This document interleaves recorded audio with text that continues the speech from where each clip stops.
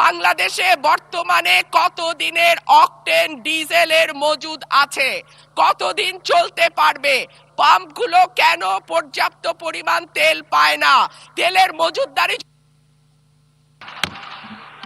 মাননীয় সদস্যবৃন্দ, please let us discipline ourself. মাননীয় চিফ হুইপ, আপনি দাঁড়িয়েছিলেন। মাননীয় বিরোধী দলীয় নেতা, একজন স্বতন্ত্র সংসদ সদস্য তিনি যখন কথা বলছিলেন, দুঃখজনকভাবে ট্রেজারি বেঞ্চ থেকে সম্মানিত কিছু সদস্য এমন কিছু অঙ্গভঙ্গি করেছেন যেটা আমার বিবেকে আঘাত লেগেছে। ফারহানা, ধন্যবাদ। মাননীয় স্পিকার, আপনাকে অসংখ্য ধন্যবাদ। মাননীয় স্পিকার, কাদম্বরী মরিয়া প্রমাণ করিল যে কাদম্বরী মরে নাই। আমাদের তেলের দাম শেষমেশ বৃদ্ধি হইল মাননীয় স্পিকার, কিন্তু তার আগে আমরা দেখলাম কয়েক কিলোমিটার জুড়ে লম্বা লাইন। আমরা দেখলাম মাঝরাত পর্যন্ত ড্রাইভাররা দাঁড়িয়ে আছে, তারা তেল পাচ্ছে না, কিন্তু সরকারের সেই ব্যাপারে কোনো হেলদোল নাই। আশ্চর্য হয়ে লক্ষ্য করলাম মাননীয় স্পিকার, মন্ত্রীরা যখন সংসদে বক্তব্য দেন তখন তারা অবলীলায় বলেন বাংলাদেশে জ্বালানির কোনো ঘাটতি নাই, কিন্তু মাননীয় স্পিকার যখন তেল নিতে যায় তখন দেখা যায় 3 কিলোমিটার লম্বা লাইন। মাননীয় স্পিকার, সরকার সম্ভবত কিছু পদক্ষেপ গ্রহণ করবার ঘোষণা দিয়েছে। তার একটা হচ্ছে মার্কেট প্লেস 7টা বাজে বন্ধ করে দেয়া। চমৎকার সিদ্ধান্ত মাননীয় স্পিকার, তবে মনে রাখতে হবে কেনা কাটা বা শপিং যেটুকু হয় সেটুকু সন্ধ্যার পরেই হয়, তার আগে হয় না। 2 হইল অফিস আদালতের সময় বলে পরিবর্তন করবে। 5 দিনের জায়গায় 4 দিন বা 3 দিন তারা কর্মঘণ্টা ঠিক করবে।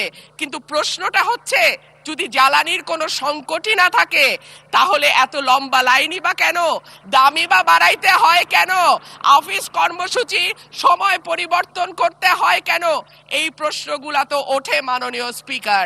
মাননীয় স্পিকার, আপনার মাধ্যমে এই সংসদের কাছে আমি জানতে চাই, জ্বালানি মন্ত্রীরা যখন গণমাধ্যমে কথা বলেন তখন মনে হয় বাংলাদেশে আল্লাহর রহমতে কোনো সংকট নাই।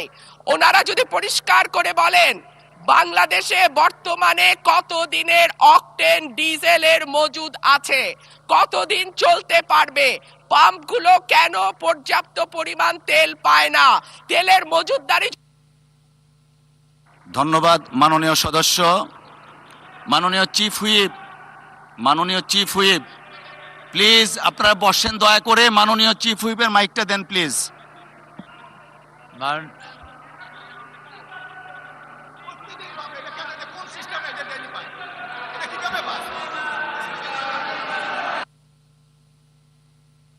মাননীয়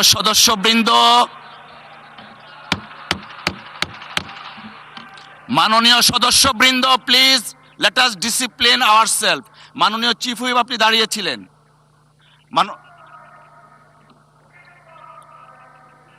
মাননীয় বিরোধী দলীয় নেতা, ধন্যবাদ মাননীয় স্পিকার। এই সংসদ দেশের সর্বোচ্চ সম্মানের জায়গা। যারা এখানে নির্বাচিত হয়ে এসেছেন দেশের জনগণের সমর্থন, ভোট, ভালোবাসা, শ্রদ্ধা নিয়ে এসেছেন।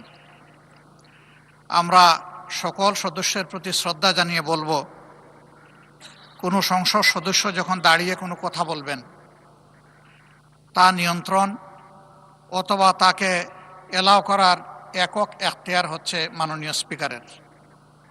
সেই জায়গায় আজকে লক্ষ্য করলাম যে একজন স্বতন্ত্র সংসদ সদস্য তিনি যখন কথা বলছিলেন, দুঃখজনকভাবে ট্রেজারি বেঞ্চ থেকে সম্মানিত কিছু সদস্য এমন কিছু অঙ্গভঙ্গি করেছেন যেটা আমার বিবেকে আঘাত লেগেছে। আমি এটা আশা করি না। এমনকি আমি এও লক্ষ্য করলাম, 1 বার 2 বার নয়, 4 বার 5 বার নির্বাচিত হয়ে এই সংসদে যারা এসেছেন তাদের কেউ কেউ এই কাজটা করেছেন। আমি এখানে তাদের নাম বলে আমি নিজে লজ্জা পেতে চাই না। আমরা প্রথম দিনই অনুরোধ করেছিলাম ভালো কিছু সংস্কৃতির চর্চা হোক এখানে, এবং আমরা শিখতে চাই আমরা জাতিকে নিজে শিখব, জাতিকেও আমাদের সাথে উদ্বুদ্ধ করব।